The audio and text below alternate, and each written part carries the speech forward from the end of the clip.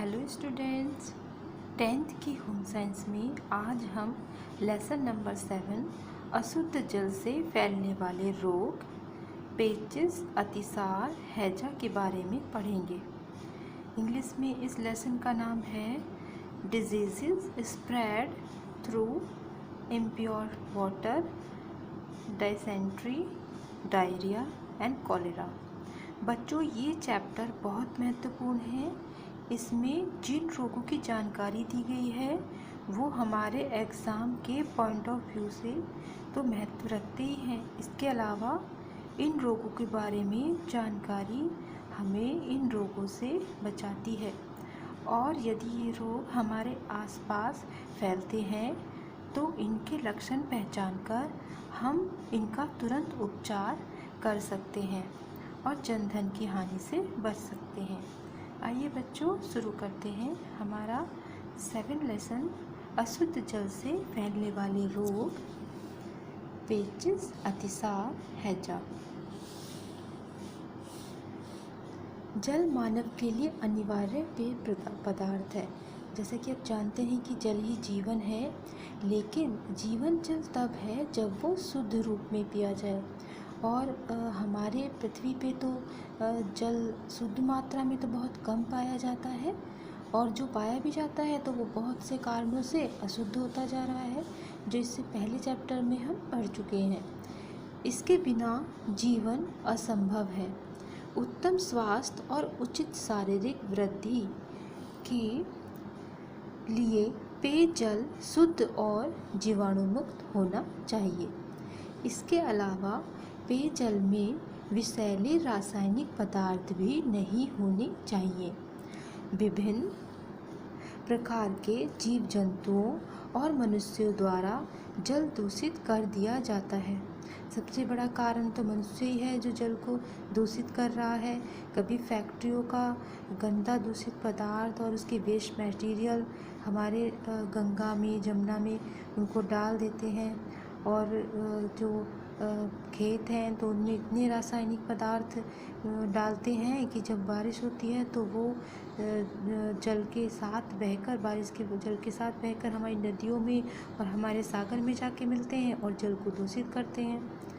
अशुद्ध जल के सेवन से अनेकों रोग उत्पन्न हो जाते हैं। रोगों के रोगाणु जल के माध्यम से मनुष्य के शरीर में प्रवेश कर जाते हैं और मनुष्यों को रोगी बना देते हैं। जल के माध्यम से फैलने वाले रोगों को जल संवाहित रोग कहते हैं। जल द्वारा मुख्य रूप से पेचिश, हैजा, टाइफाइड रोग फैलते हैं। इन रोगों का मुख्य कारण जल में विभिन्न प्रकार की अशुद्धियां हैं। मनुष्य को स्वस्थ रहने के लिए जल को उबालकर सेवन करना चाहिए। जब भी आपको कोई बीमारी होती है, जैसे पेचिश, उल्टी, दस्त, तो आप डॉक्टर के पास जाते हैं, सबसे पहले वो एडवाइस देगा कि अपने जो पानी को आप बॉयल करके, उबाल के, ठंडा करके उसको पीजिए। क्योंकि जो जल होता है तो स्पेशली बरसात के दिनों में तो उसमें अनेकों अशुद्धियाँ आ जाती हैं जो कि बॉयल करके ही दूर हो पाती हैं। उत्तम स्वास्थ्य के लिए हैंडपम्प का जल सर्वोत्तम होता है। नगर की जल आपूर्ति में दूषित जल की संभावनाएं अधिक होती है। यानी जो जल हमें शहरों में मिल रहा है, नगर में मिल रहा है, वो ज़्यादा दूषित होता है। गांव में शुद्ध जल अधिकतर मिलता है हैंडपम्प में, क्योंकि वहाँ अशुद्धियाँ कम होती हैं। वहाँ पे जल को ज़्यादा शुद्ध रखने का प्रयास किया जाता है। लोग जल को कम वेस्ट करते हैं। अशुद्ध जल से फैलने वाले रोग, तो सबसे पहले हमारा पेचिश, डायसेंट्री। पेचिश या आग जल से फैलने वाला एक साधारण संक्रामक रोग है। ये ज़्यादा खतरनाक नहीं है, लेकिन ये संक्रामक है। संक्रामक रोग वो होते हैं जो एक व्यक्ति से दूसरे व्यक्ति को लगते हैं, या फिर किसी जीव से, जंतु से इंसान के अंदर आ जाते हैं, तो उन्हें संक्रामक रोग कहते हैं। जिससे पेट में ऐंठन होती है और बार बार दस्त आने लगते हैं। दस्त के साथ लिपा चिकना, श्लेष्मा और कभी कभी रक्त भी आता है। पेचिस के प्रकार। पेचिस अग्रलिखित दो प्रकार की होती है। एक होती है एमेबिक पेचिस और एक होती है बैसिलस पेचिस। तो ये जो रोगाणुओं से होती हैं दोनों एमेबिक पेचिस का उद्भवन काल होता है, ये इसका इंक्यूबेशन पीरियड कहते हैं इसको उद्भवन काल में। तो ये 1 से 2 दिन तक प्रकट होना आरंभ हो जाता है। इंक्यूबेशन उद्भवन काल वो काल होता है कि जब रोग के रोगाणु आपके शरीर में चले जाते हैं, अंदर प्रवेश कर जाते हैं, उसके बाद वो जब तक दिखाई देते हैं, कितने दिन वो बाद दिखाई देते हैं, तो उनके बीच का जो काल होता है वो इंक्यूबेशन पीरियड उद्भवन काल कहलाता है। जैसे अभी कोरोना चल रहा है तो उसका उद्भवन काल क्या बोल रहे हैं, 14 दिन, 14 डेज के 14 डेज होता है। 14 दिन के अंदर अगर किसी के अंदर चले गए हैं उसके वायरस कोरोना के, तो वो 14 दिन के अंदर दिखाई दे जाएंगे। और अगर इंसान 14 दिन तक स्वस्थ रहता है तो उसको कोरोना नहीं होता।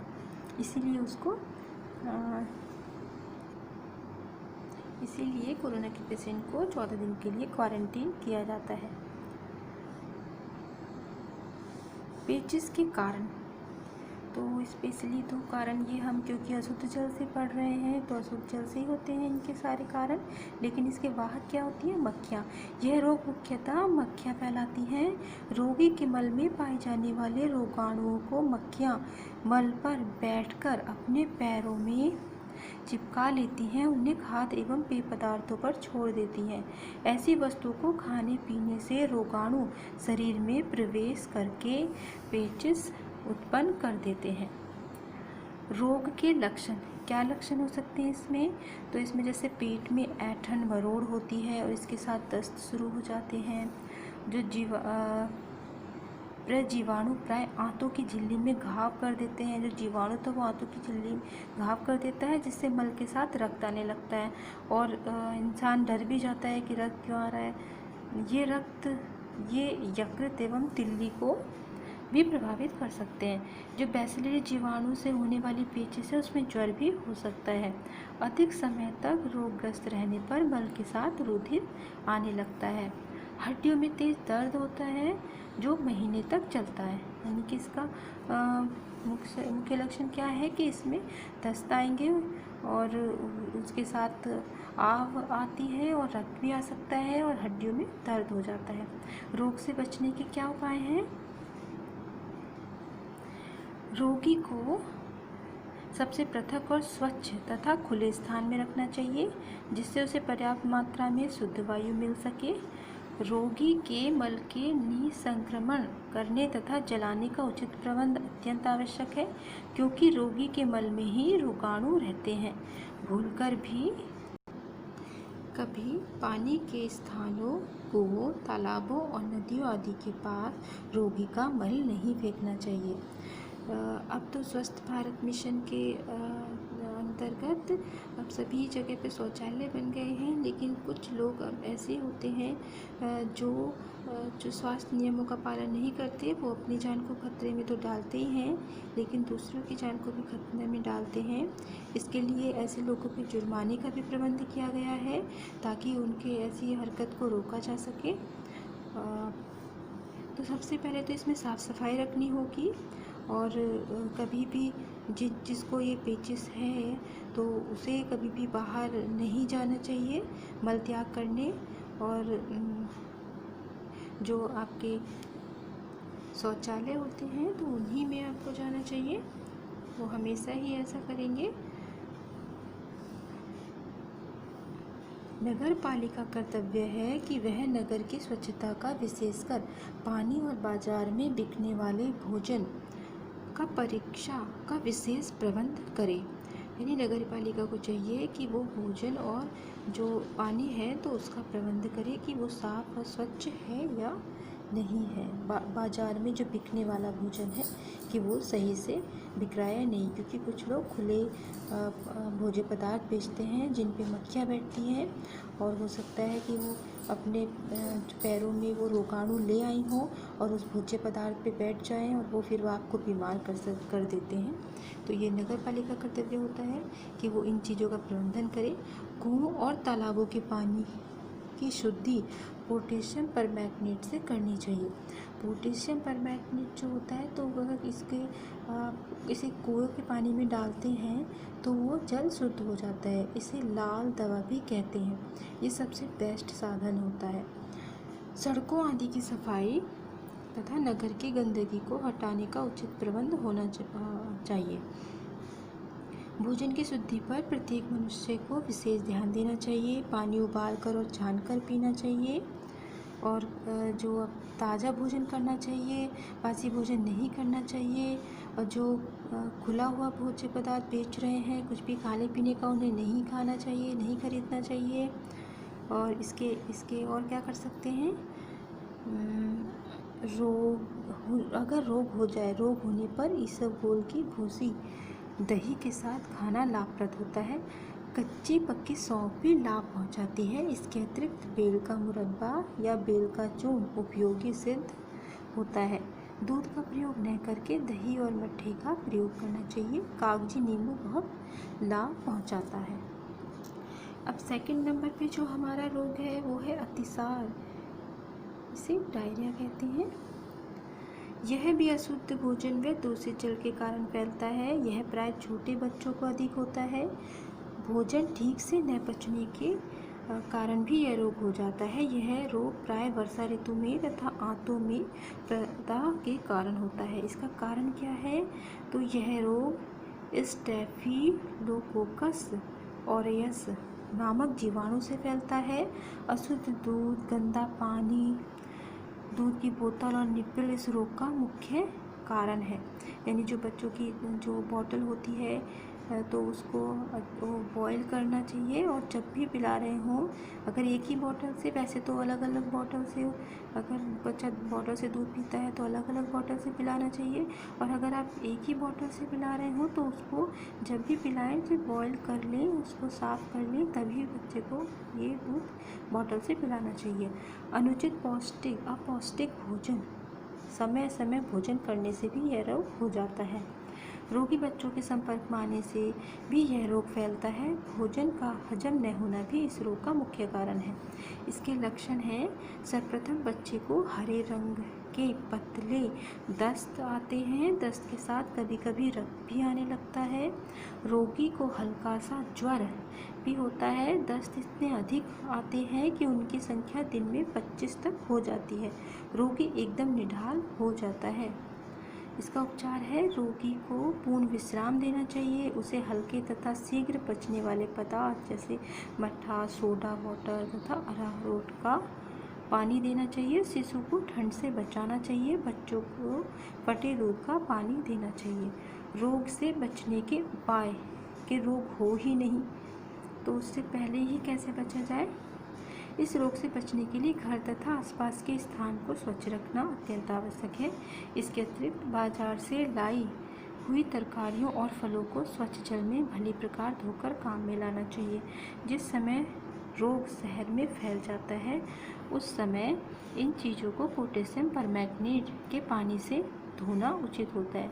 ये वही पोटेशियम परमैंगनेट है जिसे कुएं के पानी में डालते हैं, उससे वो पानी शुद्ध हो जाता है। ऐसे समय में बाजार की बनी चीज़ें, मिठाई, चाट आदि भी नहीं खानी चाहिए। घरों में रखा हुआ बासी भोजन भी प्राय दूषित हो जाता है। तो इन बातों का ध्यान रखना चाहिए। और जो होता है, एक पानी उबालकर पीना चाहिए, और साफ़ सफाई का विशेष ध्यान रखना चाहिए, स्पेशली बच्चों का, क्योंकि ये रोग बच्चों को ज़्यादा होता है। पेचिश और अतिसार में क्या अंतर है? क्योंकि हमने इन दोनों के बारे में पढ़ा तो इसमें कुछ चीज़ें लगभग समान सी दिखाई दे रही हैं, मिलती जुलती सी। जैसे दोनों में ही क्या होता है, उसको दोनों में ज़्यादा उनको बार बार मल त्याग करना पड़ता है और उसके साथ रक्त भी आ सकता है। तो ये दोनों में एक समान लग रही हैं, तो इनमें क्या अंतर है? पेचिश तथा अतिसार दोनों ही जल के माध्यम से फैलने वाले पाचन तंत्र संबंधी रोग हैं। पेचिश नामक रोग कुछ जीवाणुओं के संक्रमण के कारण होता है। इस रोग में पेट में ऐंठन होती है, बार बार शौच के लिए जाना पड़ता है, मल के साथ आप तथा कभी कभी रक्त भी आने लगता है। रोगी को ज्वर भी हो जाता है। इससे भिन्न अतिसार नामक रोग सामान्य रूप से अपच के कारण होता है। यानी जो अतिसार है वो साधारणतः अपच के कारण होता है। यह रोग मुख्य रूप से बच्चों को होता है। दस्त का रंग हरा भी हो सकता है तथा इसमें झाग भी होता है। बार बार दस्त होने पर पानी की कमी हो सकती है। नेक्स्ट है हमारा 3rd नंबर पे हैजा, जिसे कॉलेरा बोलते हैं। हैजा संक्रामक रोग है। इसको विसूचिका भी कहा जाता है। यह रोग अशुद्ध जल द्वारा फैलता है। इस रोग का रोगी कभी कभी कुछ घंटों में मृत्यु के मुख में चला जाता है। प्रतिवर्ष इस रोग से हजारों व्यक्ति मृत्यु के मुख में चले जाते हैं। हैजा प्राय गर्मी या वर्षा ऋतु जून, जुलाई तथा अगस्त में फैलता है। हैजा प्राय बड़े बड़े मेलों के अवसर पर युद्ध के बाद युद्धग्रस्त क्षेत्रों में भयंकर रूप से फैलता है। यही कारण है कि भारत में हैजा असम तथा गंगा के डेल्टा आदि प्रदेशों में अधिक फैलता है। और यहाँ पे जब बड़े बड़े मेले लगते हैं तो इसमें फैल जाता है। अब तो क्या करते हैं कि पहले से ही हैजा ना हो इसके लिए टीका, वैक्सीन लगा दी जाती है। हैजा रोग का कारण, इसका हैजा रोग जो कारण है वो है हैजा कॉमा बैसिलस नामक जीवाणु द्वारा फैलता है। इसे विब्रियो कॉलेरी भी कहते हैं। यह रोगाणु कॉमा के आकार के कारण ही कॉमा बैसिलस नाम से प्रसिद्ध हो गया है। जो आप कॉमा लगाते हो ना, तो ये उसके जैसा होता है, इसीलिए इसको कॉमा बैसिलस भी कहते हैं। और वैसे इसका क्या नाम है? Vibrio cholerae. अधिकतर जो ऑप्शनल वाला ऑप्शन के क्वेश्चन आते हैं बोर्ड एग्ज़ाम में, तो उसमें विब्रियो कॉलेरी लिखा होता है। ये जीवाणु पानी में बढ़ते हैं और अधिक गर्मी और सर्दी सहन नहीं कर पाते हैं। मक्खियाँ रोगी के मल और उल्टियों पर बैठकर इन रोगाणुओं को पानी और भोजन में छोड़ देती हैं। ऐसे दूषित जल और भोजन को लेने से स्वस्थ व्यक्ति के शरीर में रोगाणु प्रवेश करके उसे रोगी बना देते हैं। रोगी के संक्रमित बर्तन भी रोग फैलाते हैं। गंदा वातावरण और भारी भोजन आदि भी रोग उत्पन्न कर सकते हैं। रोग के लक्षण और रूप। रोग में दस्त और वमन खूब होते हैं, किंतु ज्वर साधारणतः नहीं होता। दस्त पानी जैसे पतले और सफ़ेद रंग के होते हैं। इनका रूप चावल के मान के जैसा होता है। रोगी को प्यास बहुत लगती है। साधारणतः हैजे का प्रकोप 1 दिन से 3 दिन तक चलता है। कभी रोग एकदम इतनी तीव्रता से बढ़ता है कि 24 घंटे के भीतर ही मनुष्य मर जाता है। इसलिए तनिक सा भी अंदेशा होते ही तुरंत किसी योग्य चिकित्सक को दिखलाना चाहिए। गंदे स्थानों पर रहने से, बासी दूषित भोजन करने से और गंदा पानी पीने से यह रोग हो जाता है। यह रोग अधिकतर पानी द्वारा ही फैलता है। यो इसके जीवाणु प्राय भोजन और दूध द्वारा भी शरीर में प्रवेश करते हैं। और इसका वाहक कौन है? इसका वाहक भी मक्खी होती है। जो रोगी होता है, अगर वो उल्टी करता है, वमन करता है, तो उस पर मक्खियाँ बैठ के एक जगह से दूसरी जगह पे ये फैला देती हैं। प्रतिरक्षा। इस रोग की प्राकृतिक प्रतिरक्षा किसी में भी नहीं होती। इस रोग के एक आक्रमण से भी कोई प्रतिरक्षा भविष्य के लिए उत्पन्न नहीं होती। रोग के प्रति जीव विष का इंजेक्शन लगवाने पर कृत्रिम रूप से प्रतिरक्षा प्राप्त की जा सकती है। इसका प्रभाव भी 5-6 महीने से अधिक नहीं रहता। इसका संक्रामक काल है, संक्रमण काल। इस रोग से मुक्त होने पर के पश्चात भी कुछ दिन तक उस मनुष्य के मलमूत्र में रोगाणु उपस्थित रहते हैं और इस प्रकार वह मनुष्य रोग फैलाने का माध्यम बनता है। और जो रोग हो जाते हैं तो 10-15 दिन तक उन्हें अलग रहना चाहिए। रोग से बचने के क्या उपाय हैं? तो जो व्यक्ति है जिसे रोग हो गया है उसे अलग रखें। यदि संभव हो तो तुरंत संक्रमित व्यक्ति को अस्पताल में पहुंचाना चाहिए। अन्य व्यक्तियों को हैजे का टीका प्रतिजीव विष का इंजेक्शन लगवाना चाहिए। रोगी के वमन तथा दस्त को इधर उधर न फेंककर उसे रोगाणुनाशक करके जलाना अत्यंत आवश्यक है। इसके लिए कार्बोलिक एसिड, फार्मेलिन या अन्य किसी रोगाणुनाशी विलयन का उपयोग किया जा सकता है। और रोगी के वस्त्रों को भी रोगाणु मुक्त कर देना चाहिए। रोगी के मल और वमन को जलाशयों के पास भूलकर भी नहीं फेंकना चाहिए। जो समीप के कुओं में लाल दवा, जिसे पोटेशियम परमैंगनीट कहते हैं, बच्चों ये नाम ज़रूर याद रखेंगे आप, पोटेशियम परमैंगनीट, इसे लाल दवा, इसमें डलवाना चाहिए। कहाँ डलवाते हैं इनको? कुओं में, ताकि वो जल शुद्ध हो जाए। और जो उसकी परिचर्या कर रहे हैं रोगी की, तो उन्हें रोगाणुनाशी पदार्थ मिले जल से ही अपना हाथ धोना चाहिए। और जो महामारी के समय बासी और बाजार का दूषित खाना नहीं खाना चाहिए। अपने घर शौचालय नालियों की साफ़ सफाई रखनी चाहिए। पीने के पानी को उबाल कर, छान कर, ढक कर रखना चाहिए। उन्हें उबाल कर ही पानी पीना चाहिए। महामारी के दिनों में हल्का भोजन करना चाहिए।